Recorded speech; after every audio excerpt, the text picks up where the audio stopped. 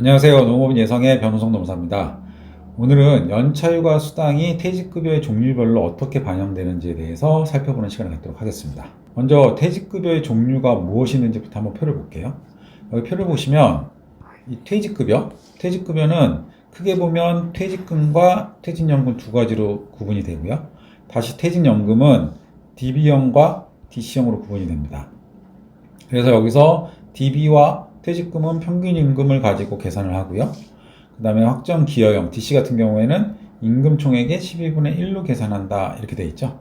오늘 말씀드릴 건 뭐냐면 퇴직으로 인해서 비로소 발생하는 연차휴가 미사용 수당, 결국 퇴직할 때 남은 연차 수당 나가잖아요. 전년도에 받은 거 말고 퇴직 시점에서 남은 연차 수당 이 부분이 그 퇴직급여에 어떻게 반영되느냐, 평균임금을 계산하는 DB와 퇴직연금 DB와 퇴직금에는 포함되지 않고 임금총액으로 계산하는 DC에는 포함된다. 오늘 이게 이슈예요. 이걸 말씀드리는 거고요.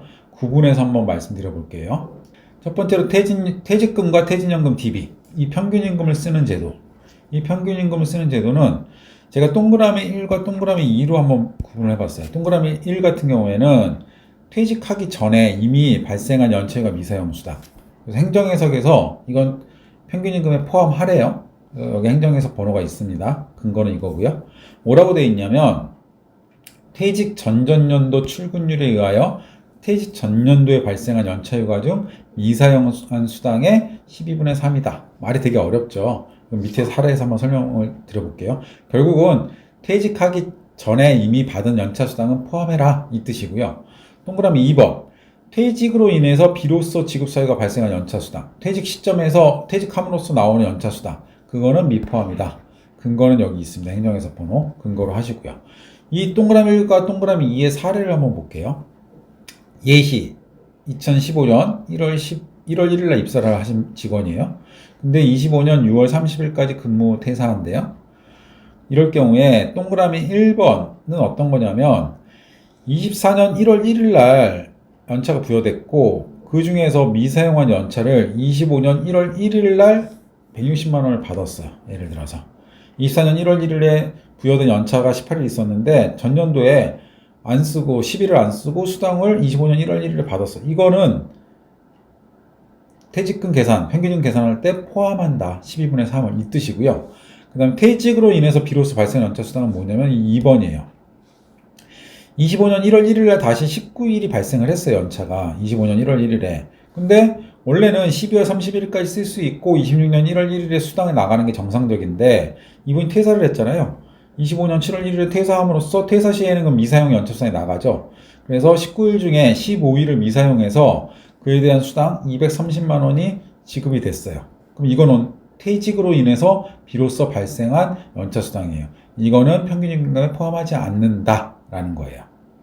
아까 동그라미 1번에서 퇴직 전전년도 출근율이라는 건 뭐냐면 24년 1월 1일날 발생한 연차휴가는 23년도 출근율에 따라서 24년도 1월 1일날 발생을 한 거잖아요. 그래서 퇴직 전년도에 발생한 퇴직 전전년도 2023년의 출근율에 따라서 2024년에 발생한 연차휴가 중 미사용 수당 중은 12분의 3이 그 퇴직금에 포함된다 그 뜻입니다. 평균임금은 이런 식으로 계산하죠. 표를 보시면 평균임금은 분모, 여기 분모, 여기가 분모고 여기가 분자예요.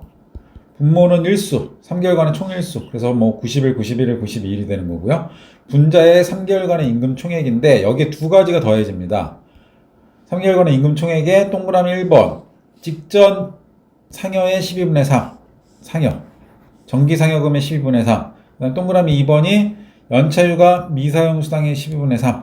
이때 방금 말씀드린 것처럼 이 직전 미사용 연차 수당은 퇴직으로 인해서 비로소 발생하는 연차휴가 미사용 수당은 포함하지 않는다. 뭐에는? 평균임금에는. 평균임금을 쓰는 건 DB와 퇴직금 제도. 이게 오늘의 핵심입니다. DC는 어떻게 하느냐? DC는 임금총액의 12분의 1이에요. 평균임금하고 달라요. 임금총액의 12분의 1. 단절되는 거잖아요. 기간별로 DC는 기본적인 개념이. 그럼 DC는 아까 퇴직으로 인해서 비로소 발생한 연차휴가 미사용 수당도 DC형 부담금 납입에 포함한다 라고 말씀드렸죠. 포함한다. DC는 포함하고 DB는 포함하지 않는다. 근거는 밑에 행정해석 번호가 있으니까 참고하시기 바랍니다.